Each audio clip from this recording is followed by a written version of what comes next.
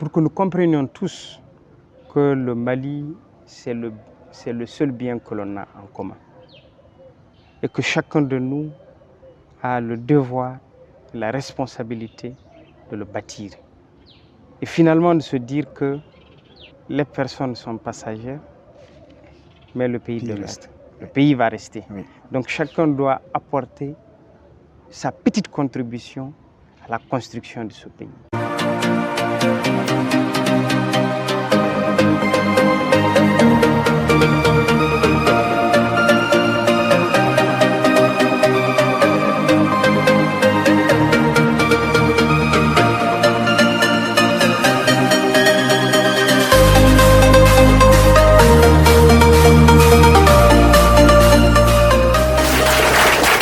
Merci aux téléspectateurs de Mbarka TV qui nous suivent d'ici et d'ailleurs. Bienvenue dans votre émission Interpellation Jeunes à l'Espreg, l'univers des experts.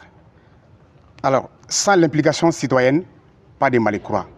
Après les assises nationales de la refondation de l'État du Mali, le peuple malien aspire à un nouveau Mali, autrement dit Mali croix. Alors, quel type de citoyen pour ce nouveau Mali? Est-ce un citoyen actif ou passif ou un citoyen qui porte des valeurs? Pour en parler, nous recevons cet après-midi M.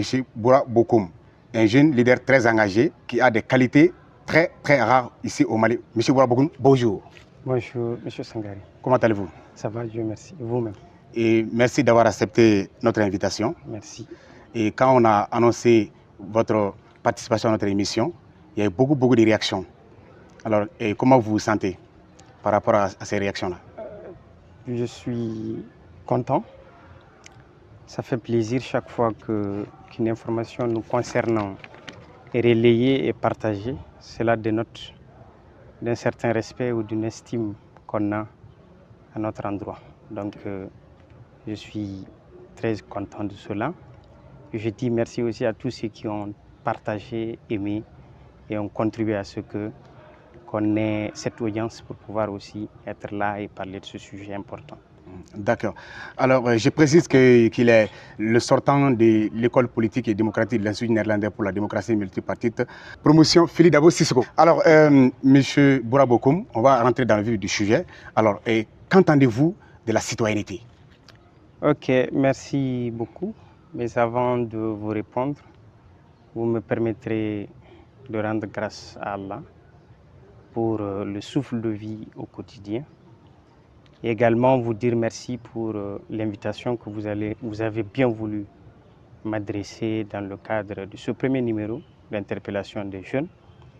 Je vous en remercie pour cela, car comme on le dit, pour être reconnaissant à l'endroit de Dieu, il faut l'être d'abord à l'endroit de tes semblables. Tout à fait. Merci. Alors, pour répondre à la question, je ne vais pas ici avoir la prétention de donner une réponse du savant ou du sachant. Je vais répondre de façon prosaïque pour permettre à ceux qui nous suivent de comprendre un peu ce concept, en tout cas de notre point de vue. Comme vous le savez, la citoyenneté, c'est un concept polysémique et dynamique. Alors, qu'on pourrait définir comme étant un statut, et ce statut peut être politique, il peut être juridique, il peut être social, et il confère, sinon il permet à une personne d'être considérée ou reconnue comme étant membre d'une communauté ou étant membre d'un État, par exemple. Alors, de ce fait, ce statut-là confère deux éléments ou deux aspects. D'un côté, vous avez les droits. Quand on est citoyen, on doit pouvoir jouir de certains droits. Et quand on est citoyen aussi, on a des obligations, on a des devoirs. Et cela trouve aussi son fondement dans notre Constitution. Donc, à titre illustratif, on peut parler de l'article 2, qui assure une certaine protection de la Constitution. À l'individu, de la Constitution bien entendu, une certaine protection à l'individu, une certaine sécurité, mais aussi une certaine garantie par rapport à son intégrité physique. Okay? Et au titre de devoir, quand on regarde aussi la même Constitution en son article 24, il est dit tout simplement la défense de la patrie est un devoir pour tous citoyens. Donc, ça, c'est quelques illustrations sur ces deux aspects liés d'un côté au droit et de l'autre au devoir d'un citoyen. D'accord. Au vu de cette définition, de ce développement fait par vous sur la citoyenneté, c'est-à-dire qu'il y a une confusion au Mali. Alors, qui est citoyen et qui ne l'est pas? Alors, parce que vous avez parlé des droits et des devoirs. Parce qu'au Mali, on a tendance à se focaliser sur les droits et non les devoirs. Absolument, vous avez raison. Et c'est pourquoi même, à juste titre, un ancien président disait, avant de demander vos droits, de réclamer vos droits, il faut d'abord accomplir vos devoirs. Tout à fait. Je pense que le citoyen, c'est celui d'abord qui accomplit ses devoirs, qui remplit ses obligations avant de réclamer ses droits. Donc un bon citoyen, c'est celui-là qui fait plus qu'il ne demande. Alors, quelles sont les qualités et les valeurs d'un bon citoyen? Alors, un bon citoyen, pour moi, il doit être patriote. Un bon citoyen, il doit être discipliné, il doit être solidaire et il doit vraiment avoir ce qu'on appelle le sens du travail, le sens du devoir. On va développer ces éléments au cours de la discussion. Mais voici quelques qualités que l'on peut retenir sur ce qui doit être le comportement et les qualités d'un bon citoyen. Alors, mais quelles sont les valeurs que peut avoir un bon citoyen, disons?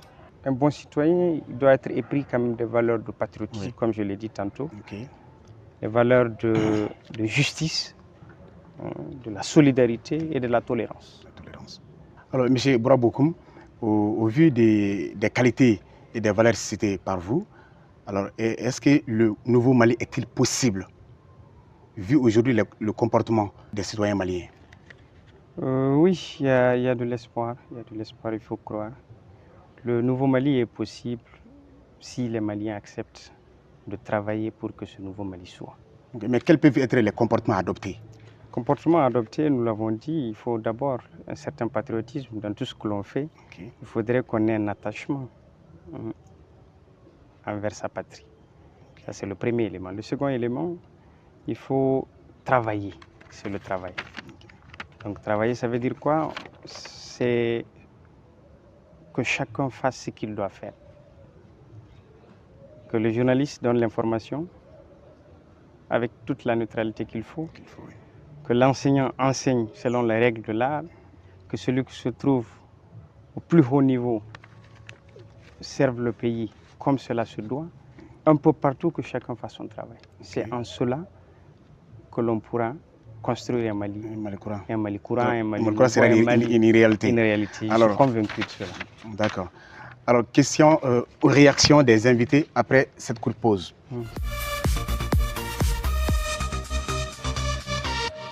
Des retours sur le plateau de l'émission Interpellation Jeunes ici à l'Esprit. Venez vous inscrire ici, c'est ici votre avenir. Mais pour l'instant, nous poursuivons notre débat sur la citoyenneté au Mali. Quel type de citoyen pour le nouveau Mali? Nous sommes toujours en compagnie de M. Bourabokoum, jeune leader très engagé dans la société civile. Il est le sortant de l'école démocratique de l'Institut néerlandais pour la démocratie multipartite, promotion Fili Dabo Sissoko. Cette fois-ci, je n'ai pas dit Joseph Kizerbo. Bien, alors Bourabokoum, on va essayer d'attaquer directement la question des internautes qui vous ont posé des questions, des tas de questions, on va dire, sur notre page Facebook. Alors, je crois que vous avez vu déjà certaines questions. On va commencer par Mamadou Maïga, qui vous a posé la question: comment encourager une culture de responsabilité et de transparence dans la société malienne, chez les citoyens ainsi que les dirigeants? Ok, merci beaucoup à cet internaute pour sa question extrêmement pertinente et valable au regard de la situation actuelle du pays. Alors, pour une culture de responsabilité et de transparence à tous les niveaux, que ce soit au niveau des citoyens ou que ce soit au niveau des dirigeants, il faut une certaine éducation aux valeurs. L'éducation aux valeurs qui vise à inculquer certaines valeurs, un comportement aux citoyens pour pouvoir bâtir ce pays ou aider à le bâtir. Autre chose, il faut l'exemplarité. L'exemplarité qui consiste à faire, chaque fois que le devoir l'exige, le faire correctement. Il faut également la promotion du mérite. Pour moi, cela garantit aussi une certaine culture. Parce que si, par vos efforts, par vos connaissances, vous accédez à une fonction, à un poste, vous êtes en pleine mesure de pouvoir servir ou bien honorer, exercer ces fonctions que quelqu'un qui l'ayant accédé par d'autres moyens. Exactement. Okay? Donc, il y a aussi également ce qu'on appelle le contrôle, surtout au niveau du dirigeant. Le contrôle citoyen. Il faut le contrôle citoyen. Il faut que le citoyen exerce son contrôle en vertu de la Constitution.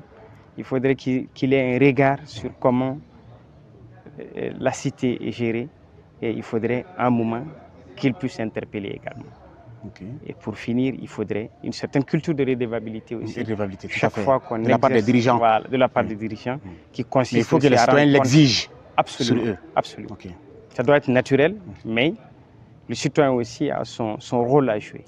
Chaque fois que le dirigeant ne le fait pas, ou oublie de le faire, pour des questions d'urgence ou autres, le citoyen doit pouvoir le contraindre à cela. Alors, on va au niveau de M.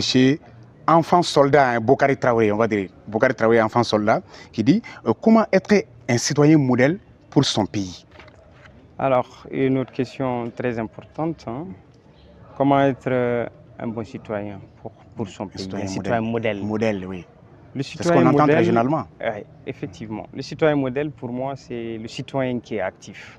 Actif. Ce n'est pas un citoyen qui se contente d'appartenir à un pays, qui évite la passivité, oui. Exactement. C'est un citoyen qui est actif, un citoyen qui s'informe, un citoyen qui participe au débat public, un citoyen, finalement, qui s'engage pour des causes communes et un citoyen qui est attaché à certaines valeurs cardinales. C'est pour moi cela être un citoyen modèle, au-delà du discours. Il y a M. Younous Maïga qui dit « Peut-on devenir un bon citoyen dans un pays comme le Mali où la médiocrité prime sur tout ?» Ah, ça c'est une question qui fait rire un peu. Oui, mais c'est une réalité, M. Bokoum. Oui, mais je pense qu'il faut peut-être relativiser un peu. Je suis tout à fait d'accord qu'il y ait des obstacles qui rendent difficile l'exercice de la citoyenneté, mais pour autant, on ne peut pas dire que la médiocrité prime sur tout. Il y a de l'espoir, il ne faudrait pas que cet espoir s'éteigne. Il y a de la matière, il faut travailler, c'est surmontable. Pourquoi je le dis? Je dis il y a de l'espoir. Pourquoi? Parce que moi, je ne peux pas dire qu'il n'y a pas le mérite. Ou bien la médiocrité prime sur tout. Mais on encourage peu, on va dire, le mérite. Absolument. On fait la promotion de la médiocrité, très généralement. On peut faire souvent... Qui a pris l'ascendance sur le mérite. Je suis d'accord, c'est pourquoi j'ai parlé tantôt d'obstacles. Oui, tout à fait. Et là où peut-être cela est fréquent, c'est au niveau peut-être des postes souvent nominatifs, où souvent cette exigence de compétition, cette méritocratie, entre guillemets, n'est pas souvent de mise. Mais pourquoi aussi je dis de relativiser? Parce qu'aujourd'hui, grâce aussi à ce qui se passe quand même au niveau du public, la fonction publique. Tout à fait. Il y a, surtout à travers les postes nominatifs. Hein. Effectivement. Donc pour le recrutement en ce qui concerne la fonction publique, il y a quand même des personnes, elles sont nombreuses, je ne vais pas citer, qui accèdent à la haute fonction publique à travers le concours. Donc c'est dire que tout n'est pas médiocre. Oui, mais le mérite aussi. Hein. Le mérite est là. C'est vrai, le sentiment il est fondé, puisque un bon citoyen, à mon avis, c'est aussi le citoyen qui a un esprit critique. Tout à fait. Ce n'est pas un citoyen qui suit seulement. Il doit être critique, diagnostiquer, poser le vrai problème et par là même essayer de trouver une solution. Donc, et ça... l'analyser, voir comment trouver la solution. Voilà, la solution qui est possible d'être proposée ici, pour moi, c'est l'engagement personnel. L'engagement personnel, c'est de faire en sorte que même s'il y a cette médiocrité qu'on ne peut pas écarter tout à fait, d'être vraiment capable ou bien d'être prêt à pouvoir exercer une fonction, un poste chaque fois que ce poste nous revient. Donc cela passe par une formation, cela passe par un engagement. Il faut empêcher cette manifestation de la médiocrité. Comment lutter contre ça? Je pense que là aussi, ça doit être un champ que le citoyen. Mais est-ce qu'à ce niveau, il n'y a pas la qualité de la formation qui intervient en quelque sorte? C'est le fait que les citoyens, on n'arrive pas à former les citoyens comme il faut. Est-ce que les formations ne les manquent pas? Alors, la formation, on ne peut pas dire qu'elle est parfaite. C'est vrai, elle est donnée parce que la formation, c'est quelque chose, mais vouloir apprendre en est une autre chose. Okay. Parce que la formation, c'est des acteurs. La formation en soi peut être bonne, mais si quelque part les acteurs ne sont pas conscients des défis liés à ou bien de l'importance de cette formation, on aura du mal à atteindre ces objectifs. Donc certes, il y a quelques insuffisances, il y a des lacunes, mais c'est possible de croire. Et je pense que c'est cet élément qu'il faut travailler. Il faut encourager, évidemment. Qu'il faut encourager. Donc, alors M. Bourabokoum, nous sommes toujours dans les questions d'internautes. Il y a Aousatou Kaloga qui dit « Est-il possible d'être un bon citoyen dans un pays où la corruption, l'hypocrisie, le chômage et la méchanceté sont dominateurs ?»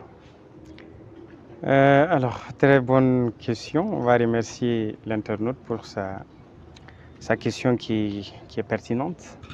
Alors, c'est ce que je disais, il y a des obstacles, des phénomènes qui, certes, ne militent pas en la faveur de la citoyenneté, mais pour autant, on ne peut pas dire que malgré ces difficultés, ne doivent pas nous empêcher quand même à être un bon citoyen. Pourquoi? Oui, mais moi j'ai une question hein, on va dire, dans cette logique-là. Alors, surtout au niveau du chômage, est-ce que, parce que la citoyenneté c'est du bénévolat, c'est de l'engagement. Alors, peut-on être un bon citoyen sans avoir un emploi? Oui, absolument. On peut être un bon citoyen sans forcément avoir un emploi. L'emploi, c'est quoi? Oui, je vais au-delà de ça. C'est peut-être être un bon citoyen et, comment dirais-je, sans avoir à manger, par exemple. Bon, sans avoir à manger, peut-être là, c'est trop. Mais il y a des gens il y a des citoyens qui ne mangent pas. Oui, même si on ne mange pas, on peut être honnête quand même. Ça, c'est être aussi un citoyen. Tout à fait. Alors, sa question par rapport à la corruption, au chômage, à l'hypocrisie, à la méchanceté, c'est vrai. Ça va toujours exister. Mais est-ce que pour autant, on doit dire, bon, compte tenu de ces difficultés-là, on ne va pas se battre pour notre pays, on ne va pas le servir. Oui. C'est pourquoi je disais à l'entame de mes propos que le bon citoyen, c'est celui qui fait correctement son travail. Quel que soit là où il est. Oui. Donc, face à ça, qu'est-ce qu'on peut faire pour lutter contre la corruption? Oui. Pour lutter contre le chômage. Qu'est-ce qu'on peut faire pour lutter contre le chômage? Pour essayer de ne pas être trop méchant. Absolument. Qu'est-ce qu'on peut faire pour ne pas être méchant? Oui. Donc, ça veut dire que la mission du citoyen lui-même, c'est de combattre d'abord ses comportements. Oui. Voilà, pour être un bon citoyen, pour servir son pays. Tout à fait, parce qu'ici, l'engagement, il est personnel. Chaque fois que les obstacles sont de trop, il y a l'engagement personnel, de mon point de vue, qui permet de faire évoluer les choses. Ça veut dire quoi? C'est se dire que la corruption ne peut pas passer par moi. C'est se dire quoi? Moi, je ne serai pas hypocrite. C'est se dire quoi? Je suis certes au chômage, mais j'ai des valeurs que je dois défendre. Je suis au chômage, mais j'aime mon pays. Je suis au chômage, ce n'est pas une fatalité. Le chômage, c'est un moment. Tout à fait. Voilà. Alors, pour bâtir un pays aussi, il y a des difficultés. Et ça, je pense que l'hymne national, le troisième couplet le dit, la voie qui mène au bonheur commun est dure, très dure. Très dur. Voilà. Tout à fait. Ça demande un travail acharné. Voilà, de courage et aussi de dévouement. Oui, tout à fait. Donc, c'est pour dire que c'est vrai, c'est des difficultés qui sont là, mais ce sont des difficultés qui ne sont pas insurmontables. On peut toujours travailler pour éliminer ces difficultés-là, chacun en ce qui le concerne. Il n'y a pas de petit effort. Il n'y a pas de petit effort. C'est l'engagement qui compte, Oui. et c'est les actions qui comptent. D'accord. Il y a M. Seriba Doumia qui vous interpelle sur la citoyenneté et le patriotisme. Il dit, existe-t-il un lien entre la citoyenneté et le patriotisme?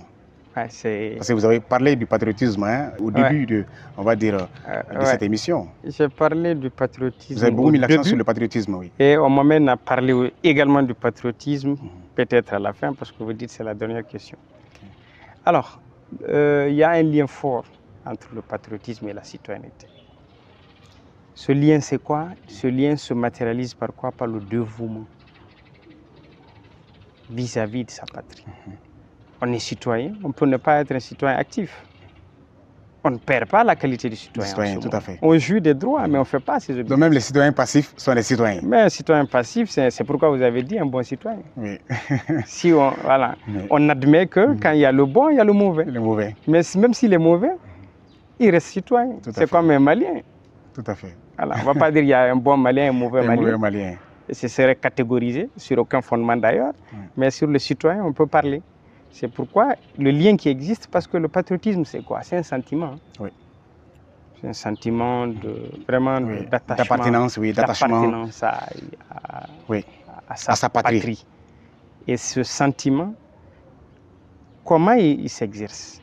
Il faut avoir une certaine fierté. C'est là où il y a le travail. Voilà, une certaine fierté d'appartenir à ce pays, l'obligation de le défendre. Parce que ça, c'est important. Un patriote, c'est celui qui défend son pays aussi. Oui. Et aussi le servir. Vous voyez, donc tout ça passe par un engagement, un vrai engagement. Et là se trouve le fondement même de la citoyenneté, puisqu'on a dit la citoyenneté confère quoi? Les devoirs et les droits. Donc le patriote, c'est celui-là qui est conscient qu'il a des devoirs à accomplir et qui l'accomplit sans rien. Mais M. Bokoum, à vous entendre, est-ce qu'il ne serait pas mieux de commencer d'inculquer ces valeurs-là depuis au bas âge des enfants? Cette question me ramène, on va dire, au programme national d'éducation aux valeurs.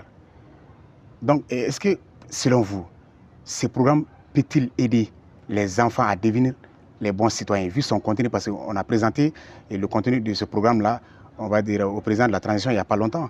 Et je crois que le présentateur de ce programme était M. professeur Ibandjaï. Alors, est-ce que selon vous, ce programme peut-il aider les enfants depuis la famille, on va dire jusqu'à l'école ou à l'université, si vous voulez, à aider les enfants à devenir de bons patriotes, de bons citoyens? Affirmatif. C'est pourquoi j'ai parlé aussi de l'éducation aux valeurs.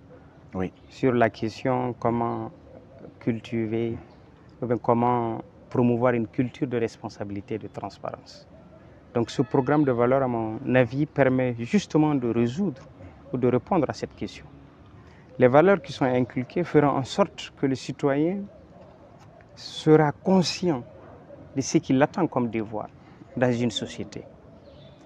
Ces valeurs feront en sorte que, l'éducation à ces valeurs fera en sorte que le citoyen va se découvrir. Se découvrir en disant finalement, j'ai un rôle à jouer, j'appartiens à une nation, je viens d'une famille, il y a des valeurs à préserver, il y a des interdits que je ne dois pas faire, il y a un certain nombre de valeurs que je dois porter et véhiculer. Donc, les défendre. Absolument. Oui. Au niveau de la famille, quelles que soient les circonstances, quelles que soient les conditions de vie. Absolument. C'est au niveau de la famille que cela commence. Tout à fait. C'est vrai, à l'école, on vient quand? On vient quand on a 6 ans, 7 ans. Mais avant ça, il faut une formation. Oui. Il faut une éducation. Donc la famille, comme le dirait l'autre, c'est le noyau et le reflet de la société. Surtout la société malienne. Une bonne société est constituée de bonnes familles. Tout à fait. Voilà. Donc ce programme, je pense que va être un leitmotiv pour permettre vraiment une certaine locomotive pour permettre de tirer. Surtout pour un changement de comportement. Voilà, un changement de comportement surtout. Voilà. Surtout un changement de comportement aujourd'hui où les défis font en sorte que vraiment on doit penser au pays. Tout à fait, on doit penser au pays. Bien. Alors, M. Boura Bokoum, nous sommes à la fin de cette émission, de ce premier numéro. Alors, quel est votre dernier mot?